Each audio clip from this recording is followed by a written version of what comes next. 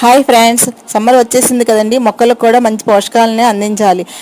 Liquid ఫెర్టిలైజర్స్ని అందిస్తూ ఉండాలి. అందులో నేను ఒక మంచి లిక్విడ్ ఫెర్టిలైజర్ని చేసి చూపిస్తాను చూడండి. ఆనియన్ పీల్స్ అండ్ పొటాటో పీల్స్ని తీసుకుని 24 అవర్స్ వాటర్లో నానబెట్టాలి.